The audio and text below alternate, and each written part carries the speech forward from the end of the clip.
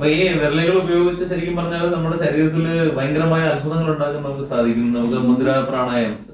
അപ്പോ പല ആളുകളും ചോദിക്കാറുണ്ട്, ഇപ്പൊ ഈ മുദ്ര പിടിക്കുമ്പോൾ പല ഗുരുക്കന്മാർ പറഞ്ഞു കൊടുക്കാറില്ല what is the secret behind it. നിങ്ങൾ ഒരു കാര്യം ഇങ്ങനെ പിടിക്കും അല്ലെങ്കിൽ എങ്ങനെ പിടിക്കും എന്നൊക്കെ പറയുന്നല്ലാതെ ഇതിന്റെ തത്വം പറഞ്ഞു കൊടുക്കുന്നില്ല. അപ്പൊ ഇത് ഈ പഞ്ചഭൂതങ്ങളുടെ കോമ്പിനേഷൻ ആണോ, റയർ കോമ്പിനേഷൻ ആണോ ഉദ്ദേശിക്കുന്നത്? പിന്നെ അതിനകത്ത് വേറെ കുറെ ആസ്പെക്ട്സ് വരുന്നുണ്ട്. നമ്മുടെ എന്താ പറയുക, എനർജി ബോഡിയുമായിട്ടൊക്കെ ബന്ധപ്പെട്ടുകൊണ്ട് നമ്മളുടെ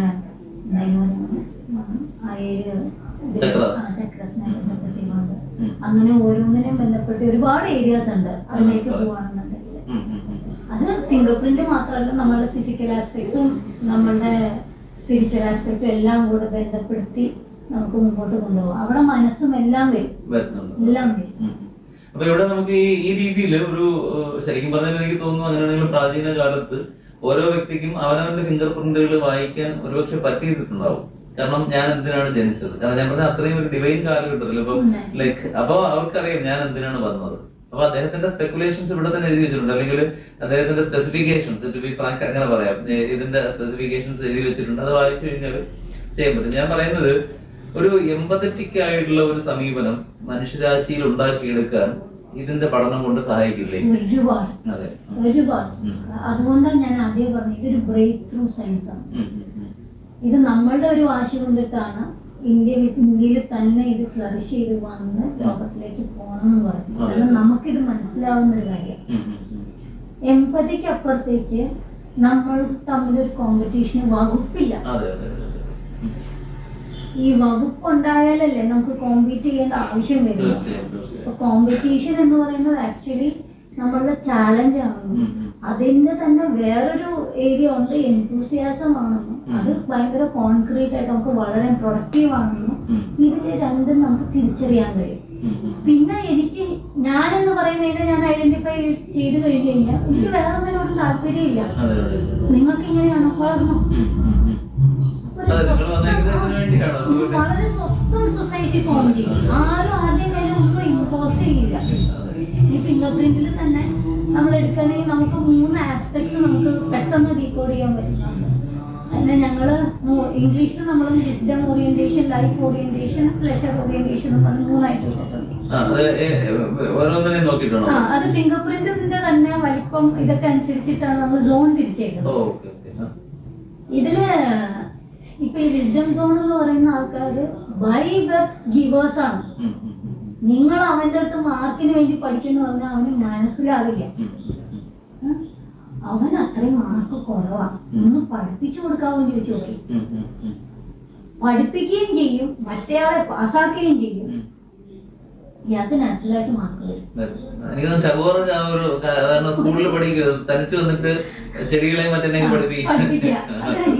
ഈ ഗീവേഴ്സിനെ കണ്ടാൽ നമുക്കറിയാം ഇവര് മിക്കവാറും ഇവരുടെ പഠിത്തങ്ങളെല്ലാം തന്നെ പഠിപ്പിക്കലുകളൊക്കെ ആയിട്ടാണ്. ഇവർക്ക് തന്നെത്താൻ പഠിച്ച് തന്നെത്താൻ നേടാൻ ഇവർക്ക് അറിയത്തില്ല. ഇവർ അതിനല്ല വന്നേക്കുന്നത്, ഞാൻ തരാൻ വന്നത്. എന്റെ അടുത്ത് നിങ്ങൾ എടുത്തോണ്ട് എന്ന് പറഞ്ഞാൽ എനിക്ക് എടുക്കാൻ അറിയത്തില്ല. ലൈഫ് ഓറിയന്റേഷൻ അങ്ങനെയല്ല. അവർക്ക് എല്ലാം വേണം, കംഫർട്ട് വേണം, ജീവിതത്തില് സക്സസ് വേണം. അവർക്ക് എന്താ പറയാ, അവർക്കാണ് ബെൻസ് കാർ മാറ്റർ ചെയ്യുന്നത്.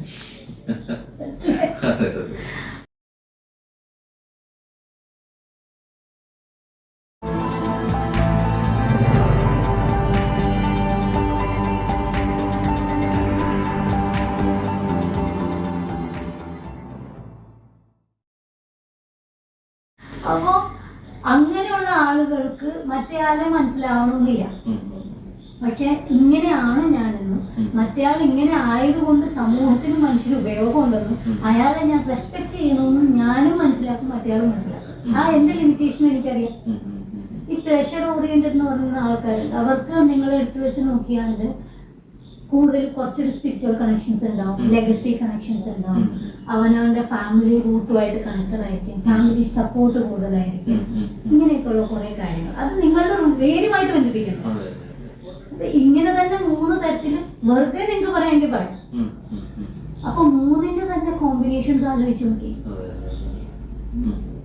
ഇങ്ങനെ നിങ്ങൾ ഫിംഗർ പ്രിന്റ് എടുത്ത് നോക്കുകയാണെന്നുണ്ടെങ്കിൽ അത്രയും പ്ലഷർ ഓറിയന്റഡ് ഒക്കെ ആയിട്ടുള്ള കുട്ടികളാണെന്നുണ്ടെങ്കിൽ നമ്മൾ ചോദിക്കും, നിങ്ങളുടെ തറവാട്ടിലോ കുടുംബത്തിലോ എന്തെങ്കിലും ഒക്കെ ആയിട്ട് പ്രാക്ടീസ് ചെയ്തിട്ടുണ്ടായിരുന്നോ?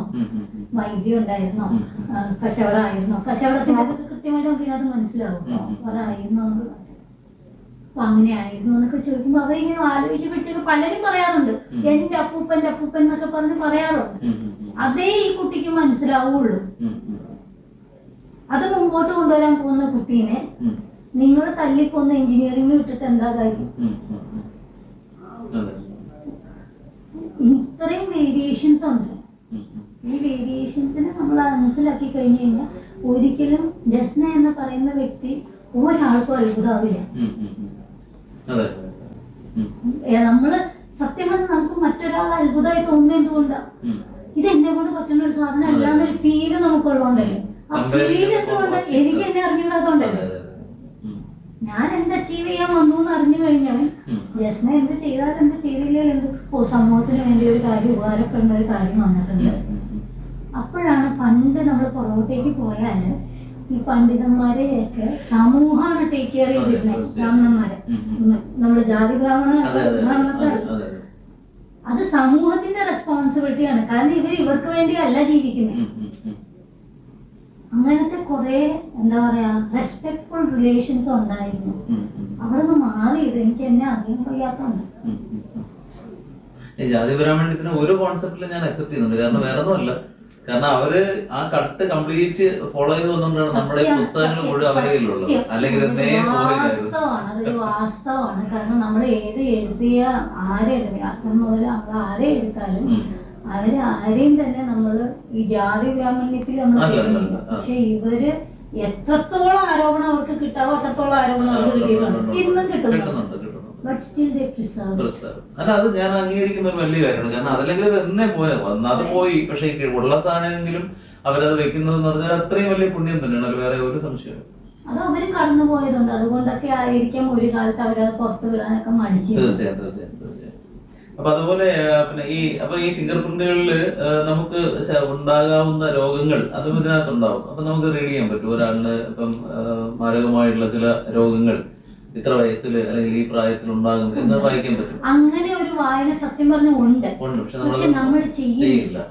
നമ്മളിപ്പോ അത് ചെയ്യാൻ പോയി കഴിഞ്ഞു കഴിഞ്ഞാൽ ഉടനെ ഇത് എടുത്തിട്ടിട്ട് ആസ്ട്രോളജിയിലേക്കോ പാമിസ്ട്രിയിലേക്കോ ഫിക്സ് ചെയ്യും. അപ്പൊ നമുക്ക് ഒന്നുകൂടെ ചാലഞ്ചാണ് ഇത്. ഒരു നിങ്ങൾ അല്ലാണ്ട് നിങ്ങൾക്ക് ഉപയോഗിക്കാമെന്ന് പറയാനുള്ളൊരു ചാലഞ്ച് വരികയാണ്. ഭയങ്കര പ്രശ്നമാണ്. ഇപ്പൊ തന്നെ ഈ കുട്ടി അറിവ് നിങ്ങൾക്ക് ഒരുപാട് പ്രയോജനപ്പെടുത്താം. ഇത് നിങ്ങൾ കുറച്ചുകൂടെ കയറി കഴിയുമ്പോഴത്തേക്കും മറ്റേ അറിവുകളും നിങ്ങൾ തന്നെ പ്രയോജനപ്പെടുത്തും. ഇപ്പൊ ഞാൻ ചോദിക്കാൻ പറയുന്ന രണ്ട് ചോദ്യങ്ങൾ. ഒന്നെന്ന് പറയുമ്പോൾ നമ്മുടെ ഈ ഒരു കാലഘട്ടത്തിൽ ഇപ്പൊ അൾഷൈമേഴ്സ് എന്ന രോഗം ഭയങ്കരമായിട്ട് കൂടി വരുന്നു. അതിനെ ഈ ഫിംഗർ പ്രിന്റിന്റെ ഇത് വെച്ചുകൊണ്ട് പറയാൻ പറ്റുമോ? അല്ലെങ്കിൽ ഈ ഫിംഗർ പ്രിന്റിൽ ഈ രോഗത്തിന് എങ്ങനെയാണ് കണക്ട് ആകുന്നത്? നമ്മള് ഒരുപാട് രോഗങ്ങൾ അങ്ങനെ ഇത്തിരി ബുദ്ധിമുട്ടുള്ളവരൊക്കെ നമ്മൾ എടുത്തിട്ട് നമ്മൾ വർക്ക് ചെയ്തിട്ടുണ്ട്. ഇപ്പൊ മറന്നു പോകുന്നു അല്ലെങ്കിൽ അങ്ങനത്തെ കുറെ ഡിമെൻഷ്യ ഏരിയാസ് ഒക്കെ വരുമ്പോൾ അത് ഇത് ചാലഞ്ചിൽ പോകുമ്പോഴാണ് ചാലഞ്ച്. നമ്മൾ ഇരിക്കുന്ന ഈ മുറി നമുക്കൊരു സ്വസ്ഥത തരുന്നു. അതിന് പകരം നിങ്ങൾ എനിക്ക് അനങ്ങാൻ പറ്റാത്തൊരു കസേര തന്നാൽ എനിക്ക് ഭയങ്കര ബുദ്ധിമുട്ടാണ്. എത്ര നേരം നിങ്ങൾ തന്നെ അതിനകത്ത് ഇട്ടു ഞാൻ കുനി ഒരു പോയിന്റ് കഴിയുമ്പോഴത്തേക്കും ഐ ഐദർ ഗിവ് അപ്പ് അല്ലെങ്കിൽ എന്നിട്ട് ഗിവ് അപ്പ് വരുമ്പോഴാണ് പലപ്പോഴും നമുക്ക് രോഗാവസ്ഥയിൽ നിന്ന് രോഗത്തിലേക്കും പോകുന്നത്. ഈ റൂട്ട് നമുക്ക് കണ്ടുപിടിക്കാൻ പറ്റുന്നത് നമ്മളുടെ ഇന്നേറ്റ് ആയിട്ടുള്ള നമ്മുടെ ഇൻബോൺ ആയിട്ടുള്ള ഇന്റലിജൻസിനെ പേഴ്സണാലിറ്റി കൂടിയിട്ടാണ്. പലപ്പോഴും അത് അത്ഭുതമാണ്. കാരണം ഇപ്പോഴും എനിക്ക് ഓർമ്മയുണ്ട്, 10-25 വയസ്സുള്ള ഒരു അമ്മേനെ ഞങ്ങൾ ചെയ്തപ്പോൾ അമ്മയ്ക്ക് എന്താ പറയാ അവര് ഏർലി ഇതൊക്കെ ഡിറ്റക്ട് ചെയ്തു. പക്ഷെ പതുക്കെ നമ്മൾ വർക്ക് ചെയ്യാൻ തുടങ്ങിക്കഴിഞ്ഞ് കുറച്ച് കഴിഞ്ഞപ്പോ പാട്ടൊക്കെ പാടാൻ തുടങ്ങി. അപ്പൊ അതെങ്ങനെയാ വരുന്നത്? ഇപ്പൊ നമ്മൾ ഇങ്ങനത്തെ സ്റ്റഡീസോ അല്ലെങ്കിൽ നമ്മൾ ഇന്ന റിസർച്ച് ചെയ്തോ നമ്മൾ പുറത്തേക്ക് കൊണ്ടുവന്ന് ആളുകൾ കൂടുതൽ പേര് ഇതിനകത്ത് വരണം റിസർച്ച് ചെയ്യാൻ.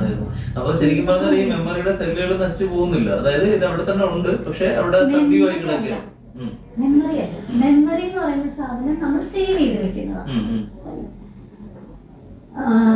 നമ്മളുടെ പ്രകൃതി. അല്ല, ഞാൻ പറഞ്ഞത് ഇപ്പൊ മോഡേൺ മെഡിസിൻ പ്രാക്ടീസ് ചെയ്യുന്നവർ പറയുന്നത് ആ ഭാഗത്തുള്ള ബ്രെയിനിന് ഡാമേജ് വരുമ്പോഴാണ് ഈ മെമ്മറി പോകുന്നു. അതിന്റെ ചിത്രങ്ങളുണ്ടല്ലോ നമ്മുടെ ഇവിടെ നിന്ന് ഇങ്ങനെ ചെറുതെടുത്ത് പോകുന്ന പോലെ കാണിക്കുന്നുണ്ടല്ലോ, അങ്ങനെ പോകുന്നു എന്നൊക്കെ പറയും. പക്ഷെ അവര് തന്നെ പറയുന്നുണ്ട് ന്യൂറോപ്ലാസ്റ്റിസിറ്റി എന്ന് പറഞ്ഞൊരു സാധനം ഒരിടത്ത് ഫംഗ്ഷൻ ചെയ്തില്ല മറ്റൊരു വശം എടുത്ത് വെച്ച് ഫംഗ്ഷൻ ചെയ്യുന്നുണ്ട്. അങ്ങനെയൊക്കെ ഒരുപാട് കോൺട്രഡിക്ടറി സ്റ്റഡീസ്. ഇതിന്റെ ഒരു കോൺസെപ്റ്റിൽ പറയുന്നത് ശരിക്കും പറഞ്ഞാൽ ഈ മെമ്മറി അവിടെ തന്നെ ഉണ്ടാവും. മീൻസ് ഒന്നും നശിച്ചു പോകുന്നില്ല, സബ്ഡ്യൂ ആയിരിക്കുകയാണ്, നമ്മൾ ഗിവപ്പ് ചെയ്യുകയാണ്. ഞാൻ ഇടയ്ക്ക് അങ്ങനെ ആലോചിച്ചു, കാരണം ഇങ്ങനെയുള്ള ഒത്തിരി കേസുകൾ വായിച്ചപ്പോഴത്തേക്ക് ഒരു വല്ലാത്തൊരു കാരണം തന്മാത്ര എന്നുള്ള സിനിമയെ കണ്ട രക്ഷപ്പെട്ട ആൾക്കാർ വളരെ സീരിയസ് ആയിട്ട് ചിന്തിച്ചു തുടങ്ങും. ഞാൻ ആലോചിച്ചൊരു കാര്യം, അതൊരു എന്താ പറയുക, അതെന്റെ തന്നെ ഒരു ചിന്തയാണ്. അതായത് മറ്റൊന്നുമല്ല, ഇപ്പൊ ഒരു മേ ബി ഒരാള് ഒരു പ്രത്യേക ട്രാക്കിലൂടെ ഇങ്ങനെ കുറെ ജന്മങ്ങളായിട്ട് ജനിച്ചു വരികയാണ്. അപ്പൊ വന്നിട്ട് ഇനി അടുത്തൊരു സ്റ്റേജിലേക്ക് പോവുക, മീൻസ് ഇതുവരെയുള്ള എല്ലാ കർമ്മങ്ങളും അവിടെ അവസാനിപ്പിച്ച്, അപ്പൊ അതുകൊണ്ട് മനഃപൂർവ്വം അവർക്ക് അത് മറന്നു പോകുന്നതാണോ പുതിയൊരു ഇതിലേക്ക്? കാരണം അല്ലെങ്കിലുള്ള കുഴപ്പമെന്ന് വെച്ചാല് ഇപ്പൊ വെൻ യു ഡൈ, അല്ലെങ്കിൽ ആ ഒരു ടൈം ആകുമ്പോഴത്തേക്ക് മേ ബി തിങ്കിങ് അബൌട്ട് എനിക്ക് അത് കിട്ടിയില്ല, അത് കിട്ടില്ലെങ്കിൽ having plenty of vasanas and desires and all. അപ്പൊ വീണ്ടും ഈ ഒരു ഇതിൽ തന്നെ ട്രാക്കിൽ തന്നെ ജനിക്കാനുള്ള സാധ്യതയുണ്ട്. അപ്പൊ അത് ഒഴിവാക്കുന്നതായിരിക്കുമോ എന്നൊരു ചിന്ത തന്നെ മനസ്സിൽ വന്നു. അതിൽ എന്തെങ്കിലും ഒരു ജസ്റ്റിഫിക്കേഷൻ പറയാൻ തോന്നുന്നുണ്ടോ? അത് നമ്മള് ലിറ്ററലി ആ ആളുടെ പ്രിന്റ് കണ്ടാലേ നമുക്ക് പറയാൻ പറ്റും. അല്ല, ഞാൻ കോമൺ ആയിട്ട് ചോദിച്ചാണ്.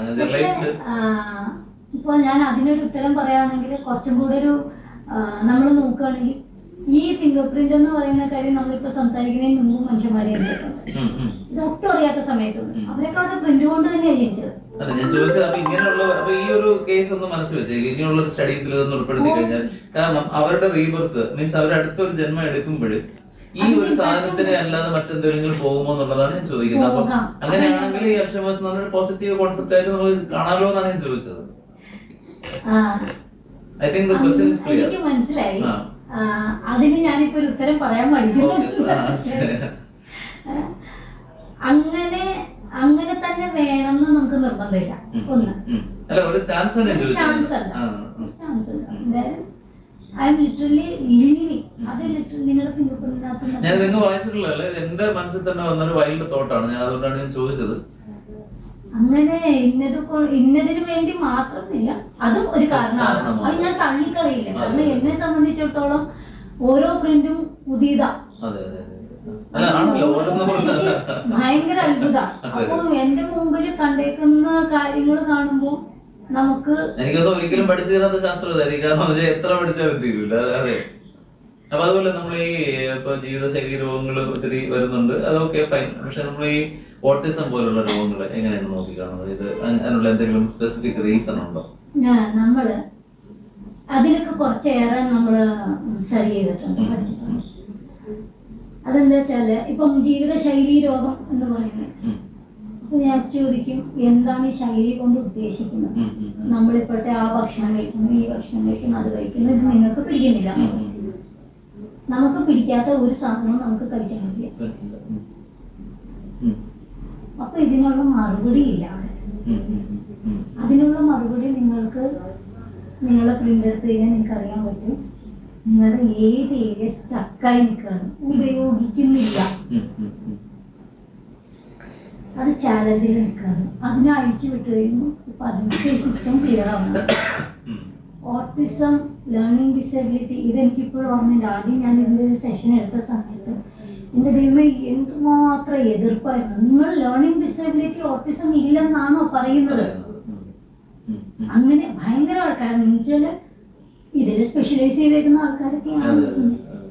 അപ്പോ ഇതിലും നമ്മൾ കണ്ടേക്കുന്നത് എന്താ വെച്ചാല് നമുക്ക് എല്ലാ കുട്ടികളും ഇപ്പൊ വേൾഡ്സ് എന്നൊക്കെ പറയുന്ന പാറ്റേണിൽ വളരെ സ്പെസിഫിക് പാറ്റേൺസ് ഉണ്ട്.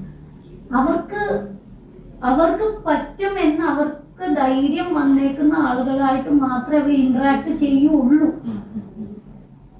അതായത് ഞാൻ നിങ്ങളോട് സംസാരിക്കണമെങ്കിൽ എന്റെ ക്രൈറ്റീരിയക്ക് അനുസരിച്ച് കൊള്ളാവുന്ന ഒരാളായിരിക്കണം നിങ്ങൾ, അല്ലെങ്കിൽ ഞാൻ നിങ്ങളോട് ഇടപഴകില്ല. അങ്ങനെയൊക്കെ കുറെ കാര്യങ്ങളുണ്ട്. അപ്പൊ അത് നോക്കണം. പിന്നെ ഈ നമ്മുടെ ഈ ഫിംഗർ പ്രിന്റിന്റെ ഓരോ റിജിന്റെ ഹെൽത്ത് കാര്യങ്ങൾ ഇതൊക്കെ നോക്കിയിട്ടാണ് ഇതെന്തുകൊണ്ടാണ് കുട്ടി ഇങ്ങനത്തെ ലക്ഷണങ്ങൾ കാണിക്കുന്നതെന്ന് പറയും. അപ്പൊ ഇതിന് ലക്ഷണമുണ്ട്, ഓട്ടിസം ആണ്, അതുകൊണ്ട് അത് ചെയ്യാം, അങ്ങനെ പറയില്ല. ഇത് കാണിക്കുന്നതിന് പുറകിലുള്ള റീസൺ. അങ്ങനെ എന്തെങ്കിലും ചിലപ്പോ അത് പറഞ്ഞൊരു കോൺട്രവേഴ്സ്യൽ ആയി പോകും എങ്കിലും കോൺട്രവേഴ്സ്യൽ ഏരിയ ആണ്, പക്ഷെ ആളുകൾ പഠിക്കണം. അല്ല എന്തായിരിക്കും അങ്ങനെ ഈ വരുന്ന കുട്ടികൾ? കാരണം ചില ആളുകൾ നന്നായി ഇപ്പൊ സുജിത് കുട്ടൻ എന്ന് പറഞ്ഞ ഒരാളുടെ നമ്മുടെ പാട്ട് കേട്ടിട്ടുണ്ട്. പുള്ളിക്ക് തോന്നുമ്പോഴേ പാടുള്ളൂ, ആരും പറഞ്ഞ നിർബന്ധിച്ച പാട്ട്. പക്ഷെ പാടുന്ന ഏറ്റവും സുന്ദരമായിട്ട് പാടും. ബാക്കി ഒരു കാര്യത്തിലും പുള്ളി കോൺസെൻട്രേഷൻ ഇല്ല, ഒരു കാര്യത്തിലും ശ്രദ്ധയില്ല. അപ്പൊ ഇങ്ങനെ ജനിക്കുന്നതിന്റെ എന്തെങ്കിലും ചില റീസൺസ് പറയാമോ? എന്തുകൊണ്ടായിരിക്കും ഇങ്ങനെ? എന്ത് പാസ്റ്റ് കർമ്മയുടെ റിസൾട്ട് ആണെന്ന്? അതെ, നമുക്കിപ്പോ കുറെ ഏരിയാസ് ഉണ്ട്. ജനറലായിട്ട് പറഞ്ഞത്, അല്ലെങ്കിൽ അത് ഒരുപാട് എന്താ പറയുക കോൺട്രവേഴ്സി ഉണ്ടാകുന്ന ഒരു ഏരിയ ആണ് അത്. ആക്ച്വലി സ്പീക്കിംഗ്, നമ്മളൊരു പ്രിപ്പയർഡ് അല്ലാത്ത ബർത്തിനൊക്കെ പോകുമ്പോൾ ഉണ്ടാകുന്ന ഒരു പ്ലാൻഡ് ആയിട്ടാണ് കുഞ്ഞുങ്ങൾ വരേണ്ടത്.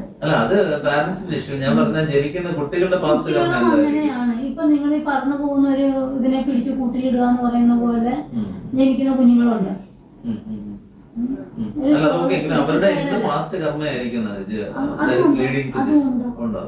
നാച്ചുറൽ ആയിട്ടുണ്ട്. അത് നിങ്ങൾക്ക് ഫിംഗർ പ്രിന്റിന് കിട്ടും. അപ്പൊ നമുക്ക് സ്പെസിഫിക് ആയിട്ട് അറിയാൻ പറ്റും ഇവരുടെ പാസ്റ്റ് എന്തായിരുന്നു, പാസ്റ്റ് കർമ്മ എന്താ. അപ്പൊ അത് രസകരമായ ചോദ്യം അതാണ്. അപ്പൊ എന്തായാലും നമ്മുടെ പാസ്റ്റ് ലൈഫ്സ് ഇതിലൂടെ അറിയാൻ പറ്റും. നമ്മുടെ ഫിംഗർ എത്ര ജന്മങ്ങൾ വരെ അറിയാൻ പറ്റും. അപ്പടിയൊന്നും സെലക്ട്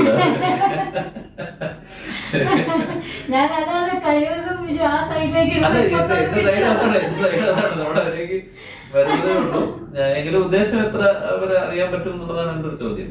കാരണം നാഡീ ജ്യോതിഷത്തില് നമ്മള് ഇപ്പൊ കാണ്ഡങ്ങൾ എടുക്കുമ്പോഴത്തേക്ക് നോർമലി നമുക്ക് കോടാനുകോടി ജന്മങ്ങളുണ്ട്. അപ്പൊ നമുക്ക് എല്ലാം എടുക്കാൻ പറ്റില്ല, എങ്കിലും അതിലേതെങ്കിലും ഒക്കെ ആയിരിക്കും കിട്ടുക. അപ്പൊ ഇതില് നമുക്ക് സ്പെസിഫിക് ആയിട്ട് പറയാൻ പറ്റും ഇത്ര ജന്മങ്ങൾ വരെ പറയാൻ പറ്റും എന്നുള്ളത്. ഉദ്ദേശം എത്ര വരെ പറയാൻ പറ്റും എന്നുള്ളതാണ് അല്ല ഞാൻ ചോദിക്കുന്നതാണ്. അല്ല, അതിന് ഞാനൊരു മറുപടി പറയൂല. എങ്കിലും ഏകദേശം ഒരു ചെറിയ ഒരു കണക്ക് പറഞ്ഞാൽ നിങ്ങൾക്ക് വേണ്ടതൊക്കെ നിങ്ങൾക്ക് അറിയാൻ പറ്റും. അതായത് എന്റെ ഇപ്പൊ ഞാൻ ഫോർ എക്സാമ്പിൾ ഞാനൊരു 100 ബർഡ്സ് ഇതിന്റെ പ്രീവിയസ് ആയിട്ട് എനിക്ക് ഉണ്ടായിരുന്നു. 100 നിന്ന് വായിച്ചെടുക്കാൻ പറ്റും. നിങ്ങൾക്ക് അറിയാൻ പറ്റും എന്തായിരുന്നു നിങ്ങളുടെ എവല്യൂഷൻ എന്നുള്ളത് അറിയാൻ പറ്റും. കാരണം ബുദ്ധന്റെ കാര്യത്തിലൊക്കെ 5000-ലേറെ ജന്മങ്ങൾ പറയുന്നുണ്ട്. ഈ പിന്നെ മെമ്മറി അല്ല അത് വേണം. കാരണം നമ്മള് ആളുകള് വേറൊന്നുമല്ല. കാര്യം ഇപ്പൊ ഇത് കേൾക്കുന്ന പല ആളുകൾക്കും developing sort of interest in this subject. അപ്പൊ കൂടുതൽ സ്റ്റഡീസിന് വേണ്ടിയാണ്. കാരണം there is something like this എന്നവർ അറിയണം. അപ്പൊ നമ്മുടെ ഇത്രയും വർഷത്തെ പഠനത്തില് ഇങ്ങനെയുള്ള കുറെ ഡൗട്ട്സ് മാത്രമേ ഉണ്ടായിരുന്നു. പക്ഷെ ആ ഡൗട്ട് ക്ലിയർ ആയി ഇങ്ങനെ വേറെ ആളുണ്ട് അല്ലെങ്കിൽ ഇങ്ങനെ ഒരു തുരുത്തുണ്ടെന്ന് അറിയുമ്പോഴേ ഞാനൊരു ഫുഡ് കഴിക്കാനായിട്ട് നടക്കുന്നു, ലോകത്തെങ്ങും ഇല്ലാത്തൊരു സ്ഥലം. അപ്പൊ പെട്ടെന്ന് നോക്കുമ്പോൾ ഒരിടത്ത് അതിന്റെ ഷോപ്പ് കാണാൻ. അപ്പൊ അവിടെ ചെല്ലുമ്പോൾ പറയുന്നത് ഇന്നിപ്പോ ഇല്ല, നാളെ തരാം, പക്ഷെ എന്നാലും ഐ എം ഹാപ്പി എന്ന് പറയും പോലെയാണ് ഞാൻ ചോദിച്ചത്. കാരണം ഇതിൽ അറിയാൻ പറ്റുമോ എത്ര ജന്മങ്ങളാണ് എവല്യൂഷൻ.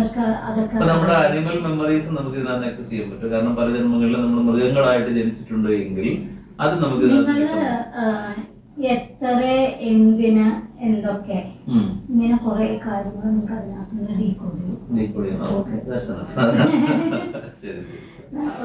ഒരു മൃഗജന്മം എന്ന് പറയുന്നതും വിശ്വാസം.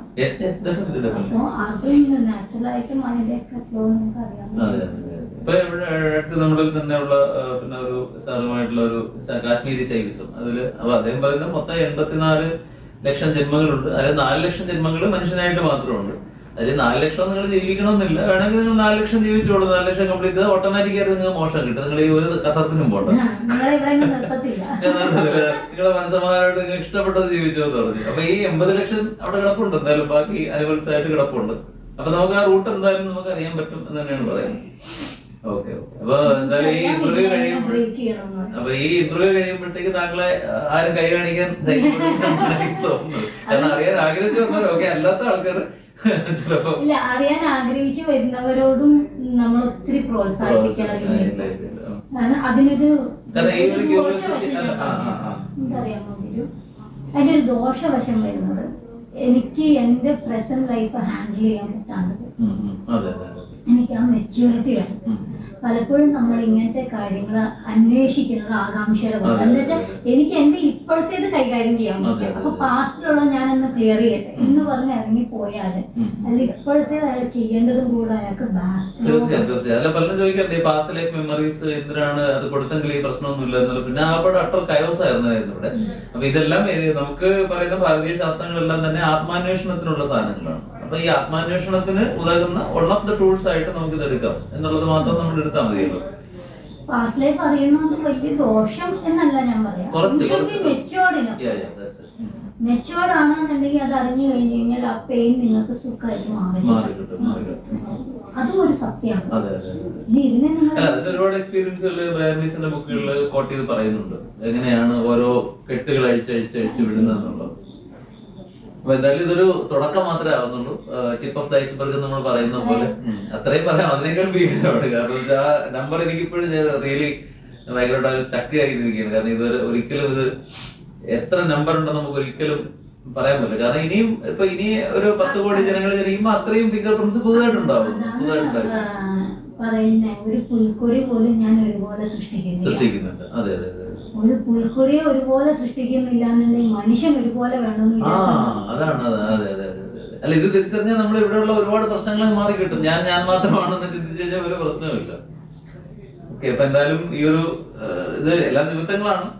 അപ്പൊ എന്തായാലും ഫിംഗർ പ്രിന്റ് സൂത്ര എന്ന് പറയുന്ന ഈ പുസ്തകം ഇത് ഈ ഇത്രയും പേജുകളിൽ ഇത് കാണുമ്പോൾ തന്നെ അറിയാം ഇത് വളരെ ടെക്നിക്കലി വെൽ ക്രാഫ്റ്റഡ് ആയിട്ടുള്ള ഒരു ബുക്കാണ്. അത് യാതൊരു സംശയവുമില്ല. പക്ഷേ more and more to decipher ഒരുപാട് ഏരിയാസ് ഇതിലുണ്ട്. ഇത് വായിക്കുമ്പോൾ തന്നെ നമ്മുടെ മൈൻഡിൽ ഒരുപാട് ഓട്ടോമാറ്റിക്കലി ക്വസ്റ്റ്യൻസ് വരും. ഇടയ്ക്ക് ചോദിച്ച ചില ചോദ്യങ്ങൾക്ക് ഉത്തരം ഇല്ല, പറയാത്തതാണ് ഉത്തരം ഇല്ലാത്തതുകൊണ്ട്. കാരണം ആ ഏരിയാസിലോട്ട് അധികം പോകുന്നില്ല. ഓക്കെ, അപ്പൊ എന്തായാലും thank you so much for this book. അതാണ് ആദ്യം പറയാനുള്ളത്. അപ്പൊ you are the chosen person. അതുകൊണ്ടാണ് ഇതിലേക്ക് വരുന്നത്. എന്തായാലും ഇത് എനിക്കൊന്ന് മലയാളത്തില് വേറെ ചാനലിലേക്ക് ഇന്റർവ്യൂ കൊടുത്തിട്ടുണ്ടോ ഇല്ലെന്ന് എനിക്കറിയില്ല. എങ്കിലും പക്ഷെ ഇതുപോലെയില്ല. ഓ, താങ്ക് യു ചില ഒരുപാട് രേതേട്ടനും പറഞ്ഞു, എല്ലാ മാർക്കേഡും പറഞ്ഞു വേറെ ചാനൽ കൊടുത്തു, പക്ഷെ നമ്മളിൽ വന്നതുപോലെ വന്നില്ല എന്ന് പറഞ്ഞു. Okay, thank you. അപ്പൊ എന്തായാലും ആ ഒരു ഇത് നമ്മളിലൂടെ വരാനുള്ള ഒരു നിയോഗം നമ്മുടെ പ്രേക്ഷകർ they are also the chosen persons കാണുന്നവര്. അപ്പൊ ഇതെല്ലാം തന്നെ ഒരു ഡിവൈൻ പർപ്പസിൽ നടക്കുന്ന ഒരു കാര്യമാണ്.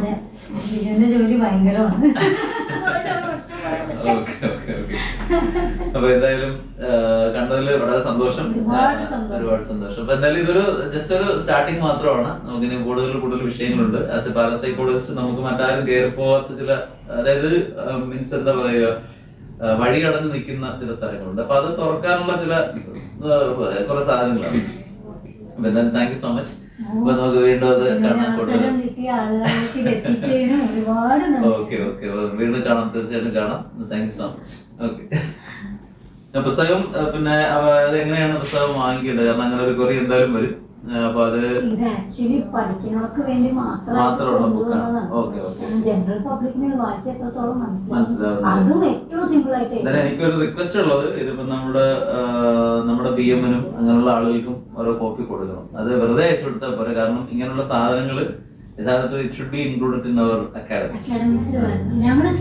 കാരണം നമ്മള് വെറും ബാർബേറിയസ് ആയിരുന്നു എന്നുള്ള ആ ഒരു കൊളോണിയൽ കൾച്ചർ തൂത്തെറിഞ്ഞിട്ട് യൂണിവേഴ്സിറ്റിയിൽ നമ്മളെ 2-3 പേപ്പർ പ്രസന്റേഷൻ അതിന്റെ പബ്ലിക്കേഷന് വേണ്ടിയിട്ട് വെയിറ്റ് ചെയ്യാണ് കുട്ടികൾ. ഇപ്പൊ ഒരു PhD കുട്ടി അവിടെ തന്നെ കയറിയിട്ടുണ്ട്. ഫിംഗർ പ്രിന്റ് അല്ല, നമ്മുടെ PhD-കളൊക്കെ അതായത് എന്തിനാണ്, അതായത് ഇപ്പൊ പറഞ്ഞ പിന്നെ പൊളിറ്റിക്സ് ആവും. കാരണം വെച്ചാൽ 20 വർഷത്തെ സിനിമയുടെ ആ സിനിമകളിൽ വന്ന മാറ്റം, 50 വർഷം മോഹൻലാലിലൂടെ കണ്ട മലയാള സിനിമ ഇതാ പൂ പോലെ എന്നിട്ട് ആർക്കാണ് എന്ത് പ്രയോജനം? അപ്പൊ ഇങ്ങനെയുള്ള സബ്ജക്റ്റുകൾ വരുന്നില്ല. അല്ല, അതുകൊണ്ടാണ് ഇവിടുത്തെ ഈ അക്കാഡമിക്സ് കംപ്ലീറ്റ് ആയിട്ട് തകർന്ന്. ഇവിടെ എല്ലാവരും പഠിക്കുന്നത് what is aim of education എന്ന് വെച്ചാൽ എനിക്കൊരു ജോലി കിട്ടണം എന്നുള്ളത് മാത്രമാണ്. അപ്പൊ അത് മാറിയിട്ട് ശരിക്കായിട്ടുള്ള അറിവാളികളായിട്ട് മാറണം എന്നാണ് ലേഖനല്ലേ പറയുന്നത്. അറിവാളികളായിട്ട് മാറണം. അതെ, ഓക്കെ. അപ്പൊ അതിലെന്തായാലും ഈ ഒരു വലിയ കുതിച്ചുചാട്ടമാണ് ഈ ഒരു ബുക്കിലൂടെ. കാരണം ഇത്രയും നാൾ നമ്മൾ തപ്പിയിട്ടും കാണാത്തൊരു സാധനമാണ് ഈ ഒരു കാശ്മീരി ശൈവതന്ത്രയുടെ ബുക്കുകൾ. ഒരുപാട് പേടിച്ചും ഒരുപാട് എന്താ പറയാ ആലോചിച്ചു ഒത്തിരി ഇൻസെക്യൂർഡ് ആയിട്ട് ഞാൻ എഴുതി തുടങ്ങിയ സാധനമാണ്. കാരണം ഇങ്ങനെ ആൾക്കാരെ എടുക്കും എന്നുള്ളതിനപ്പുറത്തേക്ക് അതുകൊണ്ടാണ് ജസ്ന എന്ന വ്യക്തിയെ മാറ്റി നിർത്തിക്കൊണ്ട് ഒരുപാട് പേര് പഠിപ്പിച്ചു. ഇവരെ പോലെയുള്ള കുറെ പേര് കൊണ്ട്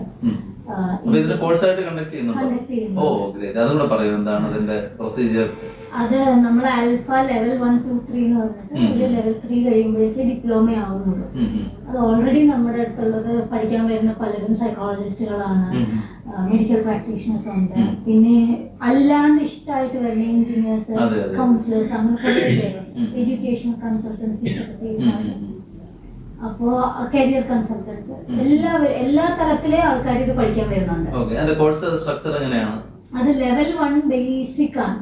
ലെവൽ 2 നിങ്ങൾക്ക് അത്യാവശ്യം ഫിംഗർ പ്രിന്റിന് നിങ്ങളൊന്ന് ഇന്റർപ്രറ്റ് ചെയ്യാനുള്ള പാടില്ല. ലെവൽ 3 അത് ശരിക്കും ഉറക്കുന്നത്. അതിലാണ് ഇന്ത്യൻ കൺസെപ്റ്റ്സ് ഒക്കെ വരുന്നത്. ഈ ഫിംഗർ നമ്മളുടെ കോഴ്സായിട്ട് അത് ആഡ് ഓൺ കോഴ്സസ് ആണ്. ഇനി അത് ഗവൺമെന്റിൽ പോയി അത് വരണം. ഇപ്പം ഇതിനെ ബേസ് ചെയ്തുകൊണ്ടാണ് നമ്മൾ ഹ്യൂമൻ ഇന്നേറ്റ് തിയറി എഴുതിയത്. അപ്പോൾ ഹ്യൂമൻ ഇന്നേറ്റ് തിയറിയുടെ മേലെ റിസർച്ച് ചെയ്ത് ഇപ്പോഴത്തെ കണ്ടംപററി സൈക്കോളജിയുമായിട്ട് അതിനെ വെച്ച് കമ്പയർ ചെയ്തുകൊണ്ട് ഇതിനെ എങ്ങനെ മുമ്പോട്ട് കൊണ്ടുവരാന്നുള്ള ഓൾ ഇന്ത്യ ലെവലിൽ ഇപ്പോൾ ഡിസ്കഷൻസ് ഒക്കെ നടക്കുന്നുണ്ട്. എൻ്റെ സ്റ്റുഡൻസ് തന്നെ ഡിസ്കഷൻസ് ഉണ്ട്. ഞങ്ങൾ വർക്ക് ചെയ്തുകൊണ്ടിരിക്കുകയാണ് ടീമായിട്ട്. കാരണം ഞാൻ അതാണ് പറഞ്ഞത്. കാരണം ഈ ഒരു യൂണിവേഴ്സിറ്റിയിൽ അത് എത്തിക്കണം, സോറി ഈ ഒരു യൂണിവേഴ്സിറ്റി തലത്തിലേക്ക് നമ്മൾ അതിനെ എത്തിക്കണം. കാരണം വളരെ അടുത്ത് തന്നെ അക്കാഡമിക്സിൽ ഇങ്ങനെയുള്ള സാധനങ്ങൾ ഇപ്പൊ കേട്ടിട്ടുണ്ട്. തിരുവനന്തപുരത്തുള്ള നമ്മുടെ ആര്യശാല എന്നൊക്കെ പറയുന്ന അവിടെ വ്യോമ എന്താ പറയുക സയൻസ് വ്യോമശാസ്ത്രം പഠിപ്പിച്ചിരുന്ന സ്ഥലങ്ങളാണ്. ഇപ്പൊ അത് ചാല എന്നുള്ള പേര് അടിച്ച് അതൊരു ചന്തയാക്കി മാറ്റിയിരിക്കണം. അപ്പൊ ഇങ്ങനെയുള്ള ഒരു വലിയ റിച്ച് ആയിട്ടുള്ള കൾച്ചർ നമുക്കുണ്ടായിരുന്നു. ഇപ്പൊ ഞാൻ പലപ്പോഴും പലയിടത്തും ഇങ്ങനെ സെഷൻസ് എടുക്കാൻ പോകുമ്പോൾ പറയാറുണ്ട്, നമ്മളിപ്പോ എന്ത് ചെയ്താലും ശരി നമ്മളിലുള്ള ഒരു നിക്ഷിപ്തമായിട്ട് ഒരു ജോലി എന്ന് വെച്ചാൽ നമ്മളുടെ കൾച്ചറൽ കാരിയേഴ്സ് ആണ്. സംസ്കാരത്തിന് നമ്മൾ വഹിച്ച് അടുത്ത തലമുറയിലേക്ക് പാസ് ചെയ്തിട്ട് വേണം നമ്മൾ പോകാനായിട്ട്. ഇവിടെ ഒന്നും തെറ്റില്ല, ഒന്നും പിന്നെ എല്ലാം ഈ പറഞ്ഞതുപോലെ നമ്മളൊരു പർപ്പസിന് വേണ്ടിയാണ് വരുന്നത്, ഒരു ഡിവൈൻ മിഷന് വേണ്ടി വരുന്നത്. എന്തായാലും താങ്ക് യു സോ മച്ച്. 1 മണിക്കൂർ പോയതാണില്ല, പക്ഷെ നമുക്ക് ഒരുപാട് വീണ്ടും സംസാരിക്കണം. അടുത്ത പ്രാവശ്യം കൂടുതൽ ചോദ്യങ്ങളും കൂടുതൽ ഇതുമായിട്ട് കാണാം. Thank you so much.